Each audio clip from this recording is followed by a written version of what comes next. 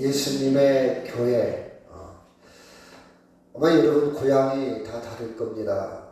가끔 제가 살던 동네를 가끔 가는데요. 제가 어렸을 때 살았던 집이 좀 있었더라면 그런 생각이 많이 들어요. 저는 어렸을 때 살던 집이 없어요. 지금 그 있는 집은 제가 어렸을 때 살던 집이 아니에요. 권사님은 지금도 그 집 없죠? 문지사님은요? 있어요? 없죠? 성곽에 보면 이렇게 문이 있고요. 옛날에 그 창호지로 만든 나무문 있잖아요. 그렇죠? 문이 있고 그 옆에 쪽문, 대창문이라고 그럽니까? 쪽문이 하나 있고 마루가 있고 토방이 있고 마당이 있고 그림은 그려지는데 지금은 전혀 다 없어져 버리고 나무를 심어놨죠. 그런 집 가끔 생각이 나요. 아마 그런 집이 있다면 아마 어렸을 때 추억이 많이 있을 것 같아요. 만져볼 수도 있고 거기에 이야기가 있고 추억이 있고 거기에 정서가 있고 가끔 그런 생각을 한번 해봅니다. 여러분도 똑같은 그런 감정일 거예요. 근데 개발이 되고 또 집을 새로 짓고 또 이사를 가고 해서 그런 흔적들이 다 없어졌죠. 그래서 저는 아이들은 어렸을 때는 시골에서 좀 컸으면 좋겠다. 그런 생각을 많이 해요. 강도 있고 바다도 있고 논도 있고 산도 있고 냇가도 있고 거기에서 아이들은 자연스럽게 놀이를 통해서 성장하거든요.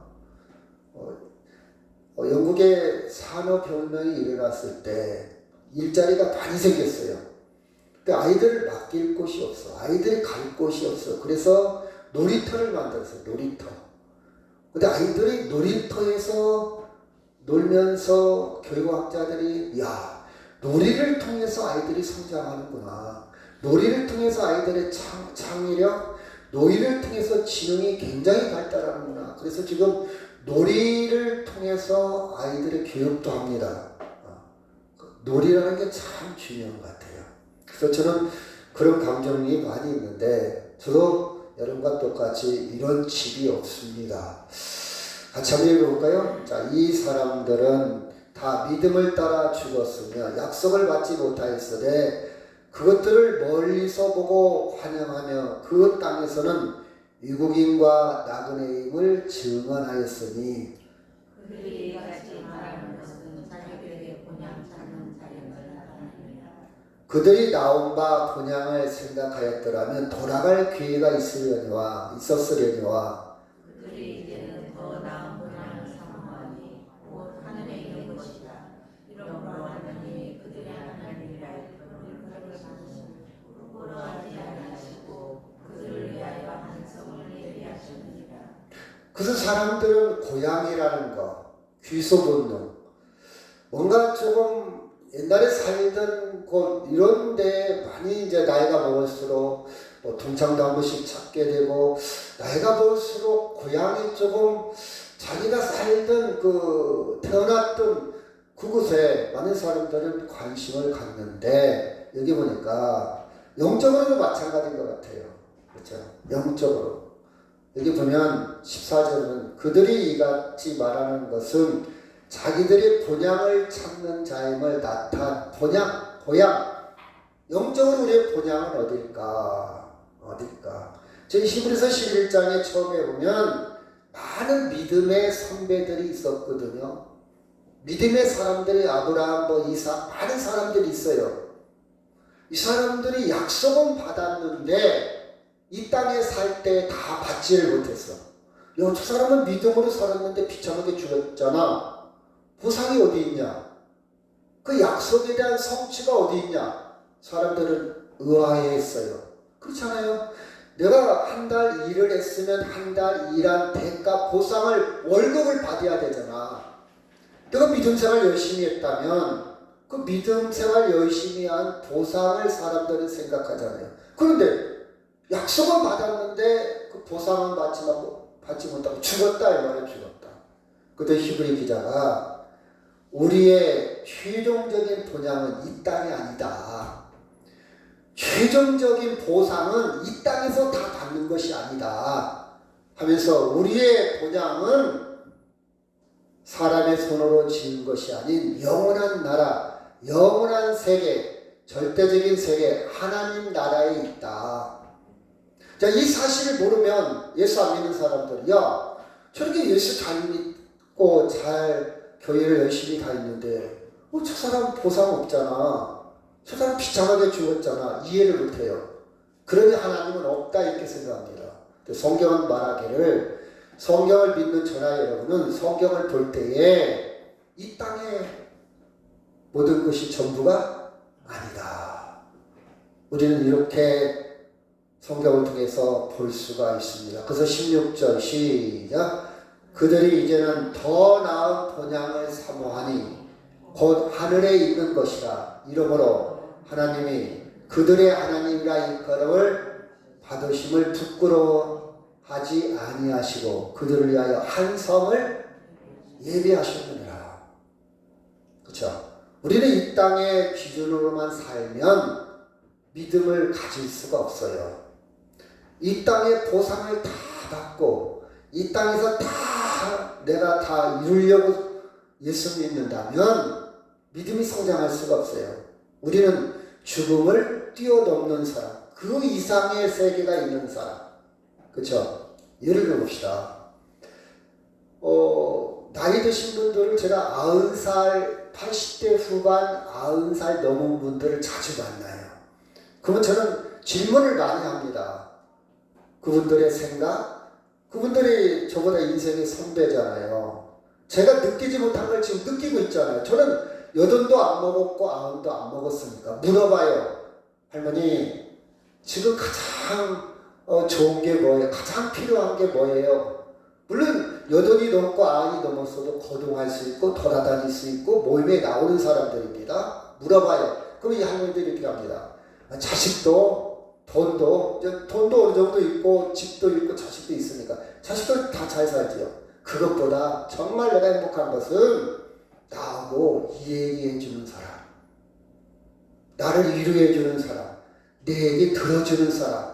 이것이 소소한 행복이지. 그런 얘기를 많이 합니다. 그래서 할머니들 중에는요, 건강한데 그런 관계가 없어, 그런 대상이 없어, 정말 자기 이야기를 하고 들어줄 사람이 없어서 가방 하나 내고 빈빈 동네를 집에만 있을 수 없으니까 그렇게 혼자 사는 노인들이 많대요. 자기 친구들 중에는. 근데 친구가 없어. 죽기도 하고 이사도 하고 요양원에 누워있고 나하고 얘기하고 나를 위로해 주는 사람, 그런 사람이 요새는 최고지. 그런 얘기를 합니다. 그러면요, 그런 사람들이 이렇게 하잖아요. 내가 10년만 젊었어도, 그런 얘기 많이 합니다. 여러분 잘 들어보세요. 그러면 저는요, 얼마나 대단한 사람인가. 제가 60대인데 70대에는 저를 보고 얼마나 부러워할까. 그런 생각을 해요. 저는 제 입장에서는 아이고 내가 50대라면 얼마나 좋을까, 내가 40대라면 얼마나 좋을까, 이런 생각보다는 야, 저 70대가 나를 볼 때 얼마나 나를 부러워할까, 저 80대가 나를 볼 때 나를 얼마나 부러워할까. 나는 행복한 사람이구나. 행복한 사람이라. 제가 50대나 40대를 보고 부러워하지 않습니다. 저는 70대나 80대를 통해서 저는 행복을 느끼고 살아요. 정말 나는 행복한 사람. 오늘은 내 인생 중에서 가장 젊은 날이야. 오늘 나 정말 행복한 날이야. 나는 오늘 행복하기로 작정을 했어. 저 사람이 나한테 욕을 해도, 저 사람이 나한테 칭찬을 안 해주고 나를 안 높여주고 나를 안 띄워줘도 나는 내 행복은 그것 때문에 흔들리지 않아. 너 때문에 내 행복이 흔들리지 않아. 저는 하루하루를 그렇게 행복으로 시작해서 행복을 결정해버려. 어떤 얘기를 들어도, 어떤 사건이 나고 어떤 일이 벌어져도 나는 행복하기로 해버렸어. 그냥. 그쵸? 왜? 오늘은 다시 오지 않는 가장 귀한 날이라 이거예요. 왜 그러냐? 왜 저는 그런 생각을 하냐? 더 나은 본향이 예비되어 있어요. 더 나은 분야, 더 나은 것. 이 땅의 것만 생각하면 점점 늙어가고 아픈 데 생기고 하루하루가 힘들고 스트레스가 쌓이고 밥맛도 없고 누가 자식놈이 딸이 내 마음과 같지도 않고 어찌고 저찌고 가면 갈수록 처지잖아요. 더 다운이 되잖아요. 그렇죠? 이것이 이 세상의 기준이에요. 돈 있다고 되는 거 아니잖아요. 그렇죠? 좋은 아파트에 산다고 되는 거 아니잖아요. 그렇죠?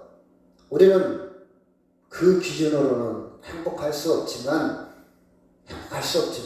우리는 하나님의 나라, 더 나은 본향, 그 나라를 바라보며 사는 사람들이다. 아멘? 그게 벅차요. 그게 벅차. 아무것도 아니에요.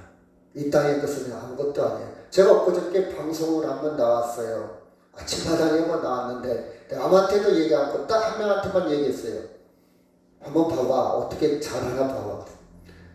그랬더니 많은 사람들이 봤더라고요. 제가 어디를 가니까 오! 막 얘기를 하더라고요. 여러분 아무것도 아니에요. 처음 나가니까 긴장할 수도 있고 잘해야 되겠지만 거기 아나운서나 PD나 다른 스태프들은요 너무 자연스러워요. 그 사람들이 나는 뭐 행복하다 느끼겠어요? 아니에요. 뭐 별거 아니라는 뜻이에요. 아무것도 아니에요. 남들이 볼 때 연예인, 남들이 볼 때 돈 많이 벌으니까 남들이 볼 때 배우, 유명한 정치인, 유명한 사업가. 여러분 인생은요 그러지 못하기 때문에 멋있는 것처럼 보이겠지만 사실 그 속에 있는 사람들은요 진정한 만족이나 행복은 오래가지 못해요. 이 땅의 어떤 것으로 남보기에 비교하니까 내가 그걸 가지면 나도 대단한 사람처럼 보이겠지만 그 속에 들어가 보면 아무것도 아니에요. 금방 그 기쁨은 그 평화는 사라져 버립니다. 이 땅의 어떤 것은 영원한 만족을 줄 수가 없어요. 우리에게는 뭐가 있다고요? 영원한 생명. 그 본향이 있어요. 저는 그게 가슴이 두근두근해요. 저는 그것이 설레이고 기대가 되어요. 왜? 이 땅의 어떤 것으로 비교할 수 없는 하나님의 나라의 세계이기 때문에 그렇습니다. 저는 그 가치관으로 그 세계관으로 살아요. 그러면 우리는 그 생각과 그 가치관과 그 기대로 살아가는데 그러면 그 생각과 가치관과 기대로 살아가는 사람들은 이 땅에 어떻게 살 것인가? 무엇을 통해서 살 것인가? 자, 같이 한번 읽을까? 시작. 만일 땅에 있는 우리의 장막집이 무너지면 하나님께서 지으신 집 곧 손으로 지은 것이 아니요 하늘에 있는 영원한 집이 우리에게 있는 줄 아느니라. 손으로 졌다는 것은 영원하지 않다는 거예요. 무너질 수 있다는 거예요. 사라진다는 거예요. 근데 손으로 지은 것이 아니고 하늘에 있는 영원한 집 우리에게 있는 줄 아느니라. 아멘. 이 신앙과 믿음이 확고하면 이 땅에 살아가면서 스트레스 받고 흔들리는 일이 있어도 그렇게 힘들지 않아요. 힘은 들겠지만 금방 회복이 됩니다. 금방 회복이 돼요. 영원한 집, 눈물을 닦을 수가 있습니다. 눈물이야 나도 이 땅에 살면서 그러나 닦을 수 있어요. 다시 웃을 수 있어요. 그 영원한 집이 있는 사람들은 어떻게 이 땅에서 살아갈 것인가? 그 사람들은 어떻게 누릴 것인가? 그것은 바로 교회입니다. 교회 중심으로 이 땅에 영원한 생명이 있는 사람, 영원한 집이 있는 사람, 그렇죠? 하나님이 예비한 성이 있는 사람은 교회 중심으로 그것을 풀어갑니다. 그걸 누립니다. 그렇죠? 우리는 제가 자동차를 운전할 능력이 있고 자동차가 있다면 그것을 누려야 되잖아요. 시내도 한번 가보기도 하고 유곽도로도 한번 달려보기도 하고 한번 여행을 한번 가보기도 하고 누려야 되잖아요. 운전 실력도 있고 자동차도 있는데 그것을 마당에다만 모셔놓고 살 수는 없잖아요. 자동차가 있다면 한번 타봐야 돼요.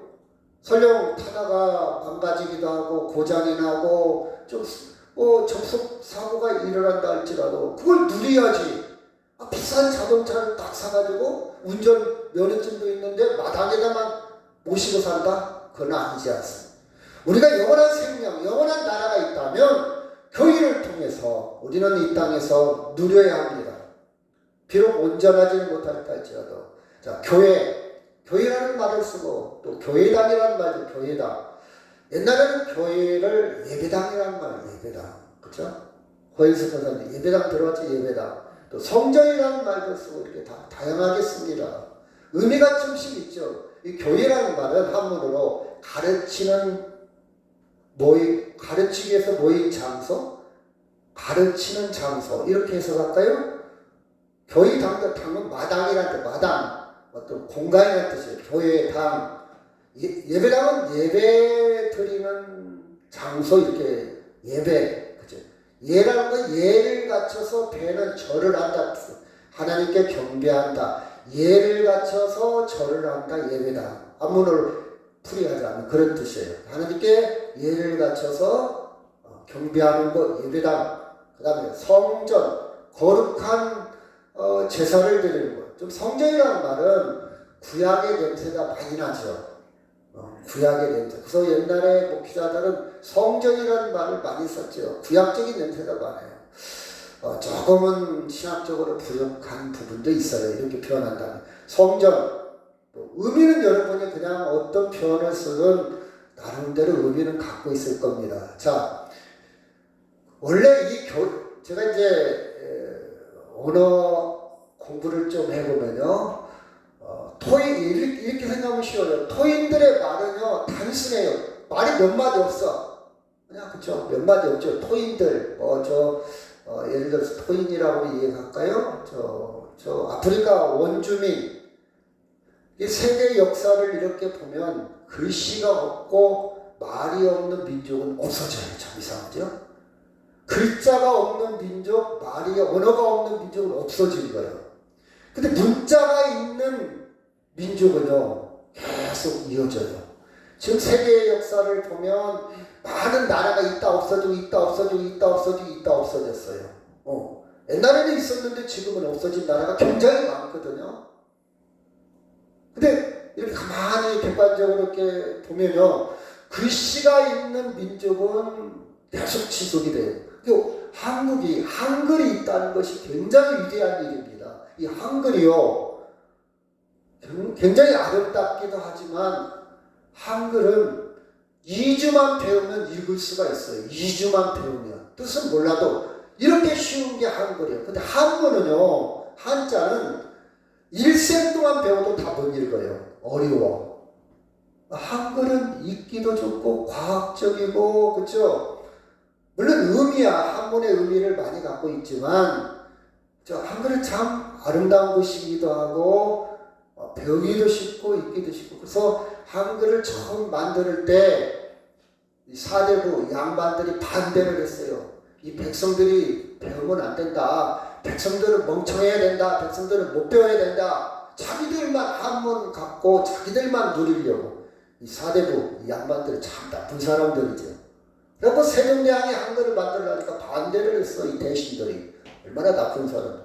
근데 세종대왕은 이 백성이 어리석어서 깨닫지 못해서 알지 못해서 안타까운 마음으로 한글을 만들었거든요. 참 감사해야 돼요. 그래서 제가 이제 영어는 많이 발달을 해서 어휘가 60만 개 정도로 어휘가 많아요. 그러니까 이것을 설명하더라도 다양한 모습으로 설명할 수가 있어요. 근데 한글의 어휘는 약 12만 개. 영어보다는 조금 발달을 못했어요. 영어보다는. 근데 다른 나라 언어에 비해서는 그래도 한글이 굉장히 발달한 거예요. 그래서 저는 한글 성경을 보고 한문 성경을 보다 보면 때로는 잘 모를 때가 있어요. 근데 영어 성경을 보면요, 막 이렇게 확실하게 와닿아요. 아주 구체적으로 와닿아요. 설명이 잘 돼 있어. 그러면 이 교회라는 말이 있는데 교회라는 말이 너무 뜻을 잘 모르겠어. 그러면 그 교회를 깊이 이렇게 들여다보면, 그러면 이 교회를 처음 썼을 때, 예수님이 처음 썼을 때 교회를 어떻게 표현했을까? 무슨 의미였을까? 그렇죠? 무슨 의미였을까? 예를 들어서 갈등이란 말이 갈등. 제가 언젠가 얘기했잖아요. 갈등. 우리 부부가 갈등이 심해. 갈등. 갈이란 말, 마음이 안 맞는다는 뜻이잖아요. 근데 이 갈이 우리 권혜석 교사님 무슨 뜻이었지? 갈등, 칡나무라고 칡나무. 등은 등나무. 그게 무슨 뜻입니까? 칡나무와 등나무가 갈등인데. 설사님 좀 아는 것 같아요. 그렇죠. 덩굴 식물인데 둘 다 덩굴 타고 올라가요. 타고 올라가는데 칡나무는 오른쪽으로 타고 올라가. 참 신기하죠? 계속 오른쪽으로만 돌아. 근데 이 등나무는 타고 올라갈 때 왼쪽으로만 타고 올라가. 나무는 나무인데 타고 올라가는 방향이 서로 달라. 재밌지 않아요? 제가 계단에 올라오는데요. 저쪽 처마 감나무 그 처마 저쪽 위에서 계단 쪽으로 거미 한 마리가 줄을 쳤어요. 제가 볼 때 넉넉 2m는 높아. 2m는 되는 줄인데 개미가 어떻게 저쪽 난간에서 이쪽 난간으로 줄을 쳤냐고. 신기하지 않습니까? 그래서 내가 거미줄을 뛸려다가 너무 신기해서 지금 놔뒀어요. 한참 바라봐. 야 거미야 네가 날라왔니? 밑에서부터 올라왔니? 어떻게 저쪽 난간에서 이쪽 난간으로 줄을 쳤냐? 공중에 2m도 넘는데. 신기하지 않아요? 저는 자세히 보는 습관이 있어요. 글을 쓰려면 자세히 보는 습관이 필요하거든요. 저쪽 여러분 예배당 들어오는 뒤에 대문 뒤에 기둥이 있어요. 그 부대찌개에 있는 기둥을 잘 보면요. 기둥 중간에 간당나무라고, 사투리로 간당나무라고, 다른 말로 조그만 열매 있잖아요. 시큼한 열매 조그마한 거, 풀이 기둥 중간에 뿌리를 내리고 자라가지고 열매를 맺었어요. 지금 기둥에 흙 한 줌 없는 기둥의 중간에다가 뿌리를 내가지고 그 여름날 그 가뭄을 견디고 열매를 맺었다 이 말이에요. 여러분 신기하지 않아요? 그 생명력 누가 물 준 것도 아니에요. 누가 씨를 뿌린 것도 아닌데 날라와가지고 거기다 뿌리를 내서 열매를 냈어요. 신기해요. 그래서 뽑지 않고 그대로 제가 자주 봅니다. 야 너도 이렇게 삶의 의지가 강한데 내가 조금 힘들다고 스트레스 받는다고 아프다고 나 죽을 것 같아. 나 힘들어. 누구 원망하고 누구 불평하고 부끄럽단 말이에요. 그걸 쳐다보면서 야 너는 이런 상황에서도 열매를 맺어내는데 너는 나보다 낫다. 그쵸? 교훈이 돼요. 그래서 안 뽑았어요. 가끔 쳐다보려고 힘을 얻으려고. 그러면 그 글자 갈등이라는 말 신기하지 않아요? 그런 의미가 있구나. 그것을 깨닫고 갈등을 쓸 때는 서로 등나무하고 칡나무는 전혀 만날 수 없겠구나. 그러니까 갈등이 생기는 거예요. 에클레시아, 교회라는 말을 제가 찾아보니까 에클레시아, 이게 무슨 뜻이냐? 그때 당시에는 신약 성경을 그리스 말로 썼어요. 그럼 그리스 말을 한번 찾아봤어요. 그리스, 헬라라고 그러는데 그리스 말을 찾아보니까 에클레시아라고, 교회를. 이게 무슨 불러 모았다 뜻이요. 민회라는 뜻도 있어요. 그때 많은 사람들이 민주주의를 할 때 사람들을 불러 모았어. 그럼 교회라고 했을 때 우리말로는 가르치는 모임 이렇게 해석할 수 있지만 한문으로 본다면 원래 뜻은 하나님이 불러 모은 것이 뭐라고요? 교회. 새희망교회로 여러분을 불러 모았어요. 이게 교회요, 교회. 불러 모았다. 하나님이 나를 불러 모았구나. 하나님이 나를 부르셨구나. 교회. 자, 로마서 1장 6절 시작. 너희도 그들 중에서 예수 그리스도의 것으로 부르심을 받은 자니라. 7절 시작.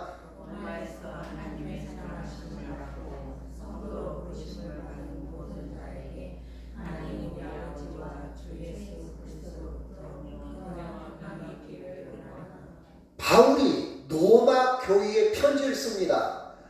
교회에 편지 쓸 때 교회를 뭐라 했는지 너희도 그들 중에서 예수 그리스도의 것으로 불렀다. 부르심을 받은 자다. 노바에서 하나님의 사랑하심을 받고 성도로 부르심을 받은 모든 자에게 교인은 하나님으로부터 그렇죠? 하나님의 사랑을 받고 성도로 부르심을 받은 자, 이것이 노마 교회, 교회라의 교회. 여러분도 하나님의 사랑을 받고 하나님이 나를 불러서 부르심을 받은 자가 새희망이란 이름으로 교회에 모였다 이 말이에요. 이게 교회요. 교회는 하나님의 부르심을 받은 자들. 아멘. 나는 너 왜 교회가 모두 교회가 나는 하나님으로부터 부르심을 받았어. 하나님 나를 초대했어. 나를 불렀어. 나 오라고 그랬어. 그러다 교회 가는 거야. 부르심을 받지 못한 사람들은 이해가 안 되죠. 모두는 교회 가요. 교회 가지 마. 나 불렀는데 하나님이 나 불렀어. 그래서 교회에 여러분이 나온 거예요. 나온 거예요. 영적으로 성령이 나를 부르셨어요. 하나님이.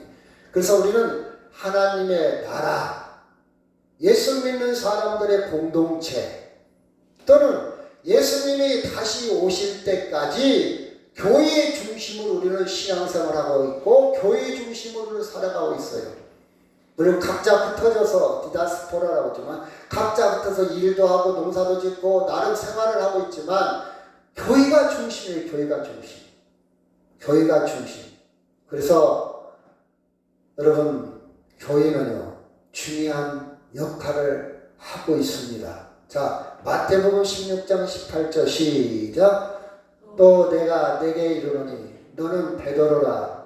내가 이 반석 위에 내 교회를 세우리니 음부의 권세가 이기지. 예수님이 베드로한테 야 베드로야 너는 나를 누구라고 생각하냐? 형님이냐? 삼촌이냐? 너는 나를 오빠라고 생각하냐? 너는 나를 뭐라고 생각하냐? 들었어. 그때 주님은요 그리스도시요 하나님의 아들입니다. 정확하게 대답을 합니다. 그리스도라는 말은 기름 부음을 받았다. 기름 부음을 누가 받냐? 하나님으로부터 임명받았다. 제사장으로 선지자로 왕으로 임명받아 하나님의 사명을 역할을 감당하는 사람이 기름 부음 받은 자예요. 예수님은요 하나님의 아들로 그 역할을 하고 있고 하나님의 사명을 받은 그분입니다. 하나님의 대리인입니다. 하나님처럼 하나님의 그 기능을 다하시는 분입니다. 이렇게 고백을 하니까 네 고백 위에 네가 말하는 그 반석 바위 위에 튼튼한 거죠. 반석은 교회를 세우겠다. 그래서 교회는요 누가 시작했다고 누가 세웠다고요? 예수님.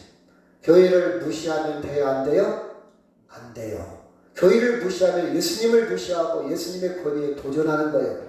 교회는 예수님이 세우셨기 때문에 교회는 그렇죠 중요한 장소입니다. 자, 사도행전 2장 1절에서 제가 먼저 읽고요. 오순절 날이 이미 이르매 그들이 다 같이 한 곳에 모였더니 시작. 우연히 하늘로부터 강하고 강한 바람 같은 소리가 있어 그들이 앉은 집에 가까운가. 마치 불의 혀처럼 갈라지는 것들이 그들에게 보여 각 사람이 하나씩 임하여 있더니 그들이 다 성령의 충만함을 받고 성령이 말하게 하시는 따라 다른 언어로 말하기를 시작합니다. 자, 예수님이 십자가에 죽으시고 부활하시고 하늘로 올라가셨어요. 승천했어요. 그래서 예수님이 올라가실 때 부탁을 했습니다. 내가 올라가서 너희에게 성령을 부어주리다. 성령이 임할 것이다. 성령이 임하니까 기다려라. 그래서 그들은 한 곳에 모였어요. 그 약속을 믿고 한 곳에 모여서 이제 성령이 임하는 장면을 지금 묘사를 하고 있습니다. 그럼 한 곳에 모였어요. 어디에 모였을까요? 교회에 모였어요. 이게 교회예요, 교회. 그래서 초대 예수님이 부활 승천한 다음에 그때 교회가 형성되기 시작했어. 한 곳에 모였어요. 이게 교회예요, 교회. 각자 예수 믿는 사람들이 한 곳에 모여서 성령이 임하는 것이 어디라고요? 교회야, 교회. 다 같이 하는 것을 보여요. 각자가 아니야. 아, 나 교회 안 다니고 집에서 예배 드릴 거야. 그게 아니고 같이 모였어. 같이 모였잖아요. 평소에는 각자 있으면서 모였죠. 주일날 같이 모여 예배 드렸다. 그래서 예수님 부활 승천 이후에 성령이 임한 다음에 교회는 왕성하게 그 기능을 다하기 시작해요. 그래서 사도행전의 사도들이 행했던 전기, 이야기, 역사가 사도행전. 예수님의 제자를 예수님이 부활 승천한 다음에 제자를 사도라고 이렇게 표현합니다. 사도의 제자를 우리가 세계에서는 교부라고 해요. 교부. 자, 사도행전의 역사서. 사도행전, 역사. 사도행전, 로마서, 고린도전서, 갈라디아서, 에베소, 빌립보 전부 다 교회 이름이에요. 교회 이름. 지명을 따서 교회 이름을 졌어요. 로마서는 로마 교회, 고린도전서는 고린도 교회, 빌립보서는 빌립보 교회, 골로새서 골로새 교회. 다 교회 이야기, 교회 중심으로 말씀이 증거되고, 교회 중심으로 확장이 되고, 교회 중심으로 복음이 교회 중심으로 하나님의 역사가 이루어지고 있습니다. 교회 이야기입니다. 자, 에베소 교회, 에베소서를 볼까요? 1장 22절. 또 만물을 그 발 아래 복종하게 하시고 그를 만물 위에 교회의 머리로 삼으셨느니라. 교회는 이의 몸이니 만물 안에서 만물을 충만하게 하시니 충만하니라. 여기 보면 또 만물을, 모든 만물을, 그라는 말은 3인칭인데 누구를 지칭하느냐? 예수님. 문맥으로 위에 예수님이 나왔어요. 예수님 발 아래 복종하게 하시니, 예수님이 왕이라는 뜻이죠. 왕, 통치자, 주권자, 다스리는 사람, 다른 말로 주인. 예수님을 주인 주자를 쓰다는 주님을 줄여서 입자를 붙여서 주님 그러다. 그쵸? 그를 만물 위에 교회의 머리로 누구를 삼았다고요? 예수님을 교회의 머리로 삼았다는 얘기는 예수님이 중심이라는 뜻이에요. 뒤에 보면 또 교회는 예수님의 몸이다. 중심. 여러분, 팔이 하나 없어도요, 사람은 살 수가 있어요. 근데 머리가 없으면 사람이 살 수 있어요, 없어요? 없어. 다리 한쪽 없어도 살 수 있어요. 눈 한쪽 없어도 살 수 있어. 근데 몸이 없어. 그럼 살 수 있어요, 없어요? 없어. 머리하고 몸은요, 중심이야. 이거 없으면 꽝이야, 꽝. 머리 없는 사람 없어요. 다 머리가 중요해. 또 몸도 중요해. 이처럼 강조한 거예요. 강조. 교회의 핵심, 교회의 코어, 교회의 본질은 누구라고요? 예수님. 그래서 교회는요, 자원봉사 센터가 아니요. 교회는 동호회 센터도 아니고 친목회 센터도 아니고, 교회는요 사회운동하는 센터가 아니에요. 교회는요 구제센터도 아니에요. 가장 큰 본질은 예수님이에요. 예수님이 없으면, 예수님 중심이 아니면, 예수님이 본질이 아니면 교회 아니에요. 그건. 그렇죠. 교회 아니에요. 어떤 교회는 뭐 정치하는 장소로 변했더라고요. 여러분, 교회의 본질에 벗어나는 거예요. 여러분, 교회는요 오직 예수님만 높이고 예수님 중심으로 하나님께 예배하는 곳이지, 교회는요 예수님이 머리니까, 예수님이 몸이니까, 가장 본질을 여러분 이해를 해야 됩니다. 자, 고린도 전서 12장 13절 시작. 우리가 유대인이나 헬라인이나 종이나 자유인이나 다 한 성령으로 세례를 받아 한국이 되었고 또 다 한 성령을 마시게 하셨습니다. 유대인, 헬라인, 종은 노예입니다. 자유. 그때 당시는요, 이 성경을 쓸 때는 신분 제도가 철저했어요. 유대인들은요, 헬라인을, 그리스 사람들을, 이방인, 하나님을 전혀 모르고 우상만 섬기고, 여러분, 그리스 로마 신화, 그리스 로마 문화를 보면 막 신전이랄지 아테네, 뭐 아폴로 신, 아덴의 신 엄청 그 신하들이 많잖아요. 하나님을 전혀 모르는 사람들이에요. 그래서 그 사람들을 헬라인, 이방인, 저주받은 사람, 구원받지 못한 사람. 근데 유대인들은 자기들이 선민, 선택받은 사람, 우리는 하나님의 백성이야. 굉장히 신분차별이 심했어요. 유대인 입장에서 볼 때. 우리가 동남아 사람들이나 아프리카 사람들은 죄송합니다. 표현상 그렇게 사용하면 절대 안 돼요. 껌둥이. 그쵸? 이렇게 표현을 하죠. 그리고 백인을 보면 좀 뭔가 조금 이렇게 우러러보려고 하는 그런 건 없지만 예를 들어서. 근데 이렇게 좀 못 사는 나라의 사람들을 좀 무시하려고 하는 그런 잘못된 생각을 갖고 있잖아요. 그쵸? 그건 안 된다 이 말이에요. 똑같은 사람으로 봐야 되는데 좀 캄보디아나 방글라데시나 베트남이나 여기서 온 사람들을 좀 무시하는 경향이 있고 미국이나 영국이나 이런 나라에서 온 사람들을 보면 좀 세련되고 지식인처럼 보이려고 하는 이건 잘못된 생각, 편견입니다. 차별이에요. 인종차별. 근데 그때 당시에는요 인종차별이 심했어요. 그래서 유대인들은요 헬라인들을 굉장히 깔봤어요. 지옥 불쏘시게 할 사람들. 그리고 종과 노예와 자유인 굉장히 심했습니다. 우리도 옛날에 백정, 무당, 광대 이런 사람들은 결혼하기도 힘들었잖아요. 쌍놈 양반 반상 시대가 있었어요. 우리 집 머슴이야. 머슴을 함부로 도련님. 그렇죠? 여러분 남녀 평등에도 문제가 많죠. 여자가 시집 가면 이 많은 꼬마한테도 도련님 그래요.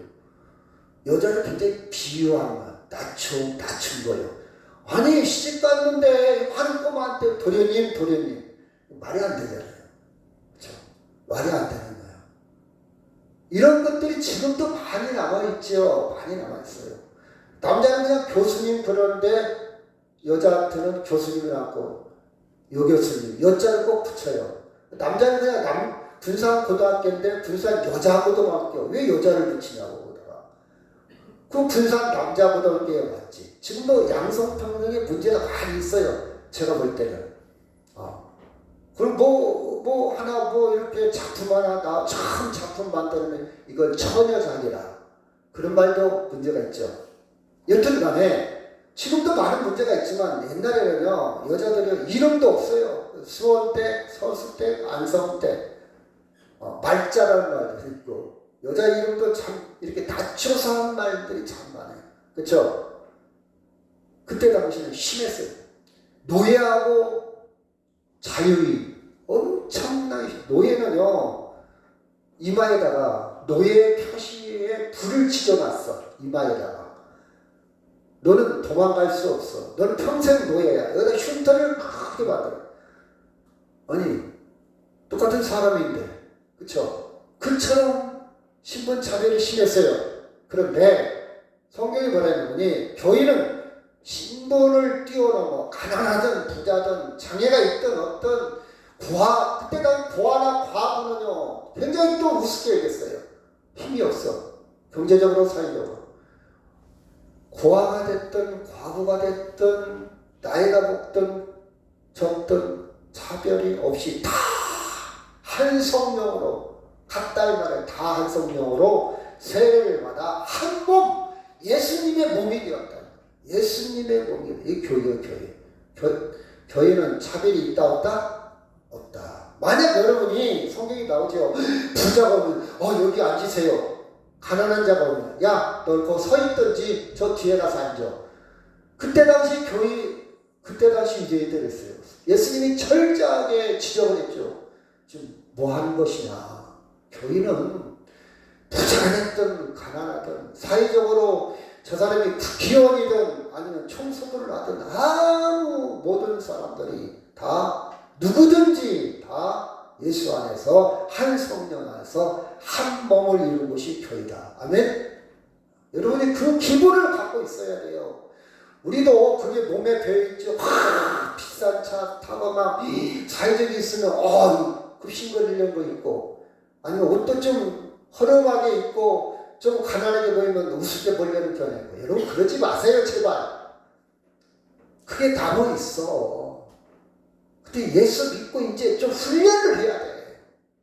노숙자를 보고 거지를 보고 돈이 없고 뒷동거리고 여러분 그렇다 할지라도 하나님의 인격체로 하나님의 생명으로 한 영으로 보기를 주의 이름으로 축원합니다. 아멘. 여러분이 사회생활 할 때도 마찬가지예요. 정말 여러분 차별하지 마세요. 하나님이 사랑한다고요. 근데 저도 그런 게 남아있어. 저도 이렇게 얘기하는 저는 회개를 많이 합니다. 그래서 제가 산에 다닐 때요. 정말 볼 때 나이 드셨고 몸도 틀어져 있고 옷도 참 나름 얼굴에는 막걸리 술에 쪄들어갖고 막 빨간 시커먼 빨간색이 짙은 빨간색으로 돼 있고 배는 이렇게 나왔고 그래도요 한 생명으로 봐요. 한 생명으로 봐요. 우리 교회 노숙자 봐도요 한 생명으로 봐요. 제가 교도소 가서 사역할 때도요 12범 10범 제가 명함 줘요. 나가서 힘들으면 전화하세요. 원래는 못 주도록 돼 있어요. 해코지 할까봐. 근데 저는 그게 무섭지 않아요. 무섭지 않아요 여러분. 여러분 한 생명으로 보세요. 배워든 못 배워든 아무것도 아니고 나이 먹고 나면 초등학교 나왔던 대학교 나왔던 박사가 됐던 아무것도 아닙니다. 그냥 우리는 박사님을 존경하세요 그냥. 그러나 그것이 없다고 해서 무시할 필요는 없어요. 뭐 사회적인 권수가 있어 그냥 존경하세요. 그냥 예의를 갖추세요. 그러면 되는 거예요.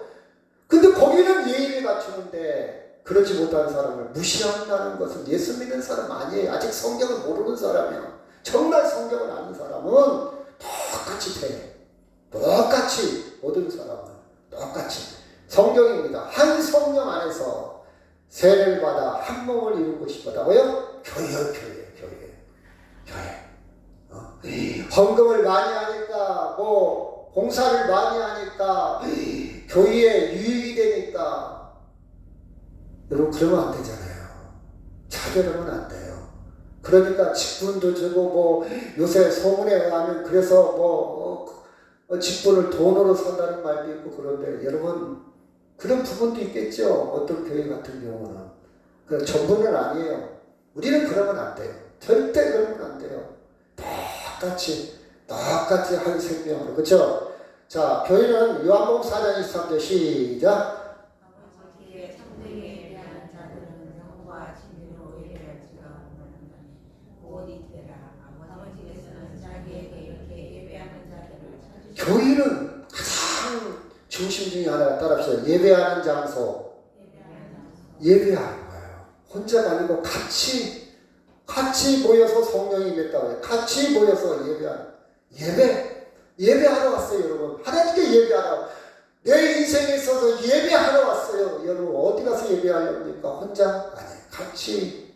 아까 그랬잖아요. 다 한 성령 안에서 같이 좀 부족한 사람, 좀 몸이 불편한 사람, 좀 못 배운 사람, 좀 가난한 사람, 좀 힘이 없는 사람 같이 어우러져서 버무러지는 것이 교회요. 나 혼자 나 시설 좋은 곳에서 난 편안하게 나 혼자 그건 아니에요. 그래서 여러분 영어 성경을 읽다 보면요 신약 성경에 투게더라는 말이 많이 나와요. 함께라는 말이 많이 나와요. 함께. 그 다음 시작. 악한 사람들과 속이는 자들은 더 악하여서 속기도 하고 속기도 하나니 14절 시작. 그러나 너는 배우고 확신한 일에 가라. 너는 내가 그에게서 배운 것을 알고 15절 시작. 또 어려서부터 성령을 알았나니 성령은 너희가 그리스도의 예수라는 믿음으로 말미암아 너희에게는 지혜가 있게 하느니라. 여기 보니까 교회는 가르치는 일이 계속 배워야 돼요. 제가 많은 사람들과 대화하다 보면요 가장 무서운 사람이 누구냐? 고등학교 나와갖고 책 한 권 딱 읽은 사람. 자기 세계를 확장을 못 시켜. 그 속에 다 갇혀 있어요. 고집이 강해. 남의 얘기 잘 안 들어요. 자기가 오라. 자기 뜻대로 안 되고 화를 팍 내요. 그쵸. 우리는 책을 통해서 계속 확장해 가야 돼. 내 생각을 나를 점점 그런 사람은 여유도 있고 남의 얘기도 듣기도 하고 분별도 하고 판단도 하고 성장해 갑니다. 근데 책 안 읽잖아요. 그럼 어렸을 때부터 지금까지 굳어진 그 생각으로 계속 끌고 가는 거예요. 아무리 얘기도 안 들어. 깨닫지 못해요. 무서운 사람이에요. 여러분 여기 보면 배우고 계속 배워야 돼요. 계속. 우리 말씀을 계속 배워야 돼요. 배우고 확신을 가져요. 왜 믿음이 성장 않냐? 성경을 안 배우니까, 성경을 안 보니까, 성경을 안 들으니까. 성경 딱 닫아놓고요. 연속곡은 주사롭게 보잖아요. 성경 치고라 성경 안 봐. 성장이 안 돼. 옛날에 어렸을 때 신앙이 딱 굳어졌어. 멈췄어. 그 이상 확장이 안 돼요. 깊이가 안 들어가. 은혜가 깊어지질 못해. 계속 배워야 돼. 배우고 그래야 확신한 일에 살아갈 수 있어요. 네가 누구에게서 배운 것을 알면 배운 것으로 우리는 확장되어지고 어려서부터 성경을 계속 배우고 성경을 너로 알고 그리스도 안에서 믿음으로 말미암아 구원에 이르는 지혜가 있다. 구원에 이르는 지혜를 어디에서 찾아야 된다? 성경에서. 성경 계속 배워야 돼. 성경 계속. 저도 계속 공부해요. 계속 배우고 있어요. 계속 찾아봐요. 계속 또 보고 볼 때마다 달라요. 볼 때마다 깊이가 달라요. 볼 때마다 깨우침과 영감이 달라요. 볼 때마다. 제가 성경을 계속 보다가 여기에 딱 쓰고 여러분과 같이 교도가는 순간에 또 달라져요. 그럼 적어놔요. 이거. 그 순간에. 그쵸? 살아있기 때문에 그래요. 시작. 예수께서 나와 말씀하시되 하늘과 땅의 모든 권세를 내게 주셨으니 그러므로 너희는 가서 모든 민족을 제자로 삼아 아버지와 아들과 성령의 이름으로 세례를 받고 내가 너에게 분부한 모든 것을 가르쳐 지키게 하라. 볼지어다 내가 세상 끝날까지 너희와 항상 함께 있으리라 하십니다. 아멘. 우리는 교회를 통해서 선교합니다. 교회를 통해서 전도합니다. 그렇죠? 너희는 가서 모든 민족을 제자 삼아 아버지와 아들과 성령의 이름으로 세례를 풀고 분부한 것을 가르쳐 지키게 하라. 교회를 통해서 전도하고 선교하고 그를 초대를 해야 될 거 아니에요. 우리 집으로 초대하겠습니까? 교회로 초대해야지. 그래서 그가 구원의 확신을 갖고 배울 수 있도록 히브리서 시작. 또 약속을 하신 이는 24절 서로 돌아보아 사랑과 선행을 격려하며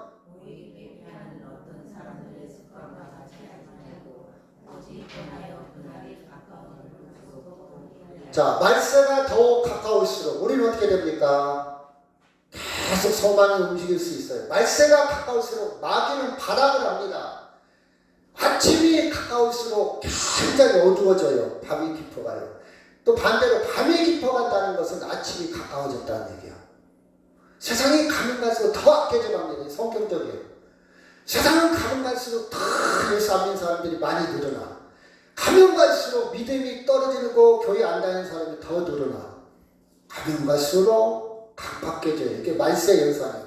이럴 때 믿는 도리의 소망을 움직이고 넘어지면 안 돼요. 소망이 움직이면 안 돼요. 굳게 잡아야 돼요. 그럼 어떻게 되냐? 서로 돌아보아, 서로 세워주고 받쳐주고 서로 격려하고 서로 제가 아까 좀 전에 얘기했잖아요. 나이 먹어서 가장 큰 힘이 뭡니까? 서로 이야기하고 서로 위로해주고 서로 대화하고 서로 격려해주는 사람. 세상 사람들도 그게 필요해요. 우리는 믿음으로 서로 격려하고 믿음으로 서로 맞춰주고 그래 힘들지 우리 같이 기도해 줄게 같이 기도하자. 믿음의 그런 역경도 있지 힘들 때도 있지 시험에 들을 때도 있지. 그때 성경에 보니까 믿음의 귀한 선배들도 시험에 들은 적이 있어. 이 엘리야 같은 사람도 시험에 들어가지고 주님 죽고 싶습니다 할 때도 있었어. 우리들 예수님도 아니 베드로 같은 사람도 시험 들을 때가 있었어. 격려해주고 위로해주고 그렇게 힘들어 내가 좀 도와줄게 이렇게 서로 돌아보아. 이게 교회예요. 그래서 25절에 모이기를 피하는 어떤 사람들과 습관과 같이 습관이요. 주의로 안 들이기 시작하면 계속 안 들어요. 수요일날에 오늘 수요일날 때 어떤 집사님한테 전화 왔어. 목사님 오늘 수요일이다. 수요일이에요. 그렇죠. 어떤 권사님도 그럴 거예요. 오늘 수요일인가? 그렇죠. 물론 여러분 그게 신앙의 원칙은 아닌데 문제는 점점점 멀어지고 있나. 그걸 여러분이 체크를 해야 돼요. 점점점 가까워지고 있나. 말세가 가까울수록 더 우리는 영적으로는 건강해져야 돼요. 영적으로는 더 깨어있어야 돼요. 그렇죠. 훅 갑니다. 여러분 베드로도 훅 갔어요. 가룟유다 훅 갔어요. 남들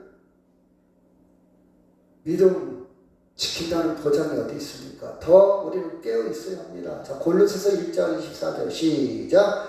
나는 이제 너희를 위하여 괴로움을 기뻐하고 그리스도의 남은 문화를 그의 몸된 교회를 위하여 내 제 25절. 내가 교회에 이르는 것은 하나님이 너희를 위하여 내게 주신 직분을 하라. 하나님의 말씀이 이루어지니라.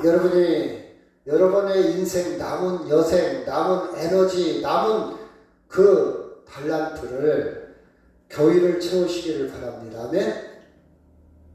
여기 보니까 25절이니까 내가 교회의 일꾼 된 것은 그렇죠. 하나님의 직분을 따라 하나님의 말씀을 이루려고 그런다. 이것이 바울이 마지막 생애를 살아가면서 최고의 가치로 여겼어요. 제가 읽는 책 중에 그런 책이 있다 했죠. 내가 마지막 인생을 다시 산다면 그런 책도 눈에 들어오고요. 100세를 살았던 1000명을 인터뷰한 책이 있어요. 100세를 살다 보니까 무엇이 중요하더라. 지혜를 얻으려고 그런 책도 읽어요. 바울은 인생을 정리를 하면서 이렇게 정리합니다. 내가 교회의 일꾼으로서 하나님의 말씀을 이루려고 내 육체를 채운다는 말은 내가 할 수 있는 에너지를 거기다 쏟는다. 그렇죠? 여러분 마지막 여러분 말년을 어디에다가 초점을 맞췄습니까? 내가 마지막 뭐 하다 죽을까? 크루즈 여행 한번 하다 죽을까? 아니면 아파트를 한번 져놓고 죽을까? 어디에 있습니까? 한번 얘기 한번 해서 없잖아요. 왜? 해봤거든. 해봤어. 해봤더니 별거 아니야. 다 해봤어. 별거 아니야. 여러분 영원한 영원한 흔적이 남는 여러분의 육체를, 여러분의 재능을, 여러분이 할 수 있는 그 에너지를 여러분 직분에 따라 교회를 위해서 채우시기를 주의 이름으로 축원합니다. 아멘. 자, 이 말씀하고 마치도록 하겠습니다. 시작. 나 예수는 교회들을 위하여 내 사자를 보내어 이것들을 너희에게 증언하게 하노라. 나는 다윗의 뿌리요 자손이니 곧 광명한 새벽별이라 하시더라. 새벽별이라는 말은 이제는 아침이 터오기 전에 바짝바짝 빛나는 이게 발세에 가장 새벽 이제 아침이 밝아요. 예수님 다시 재림할 거예요. 그때 가장 빛나는 빛이 바로 예수님이요. 종말에 심판에 마지막 때 빛나는 것이 예수님이라는 거예요. 새벽별. 근데 처음에 그래서 나 예수는 교회를 위하여 교회를 위하여 교회 생활 교회 중심 교회 여러분 소중하게 여기시기를 주의 이름으로 축원합니다. 아멘. 우리 다 같이 기도하도록 하겠습니다.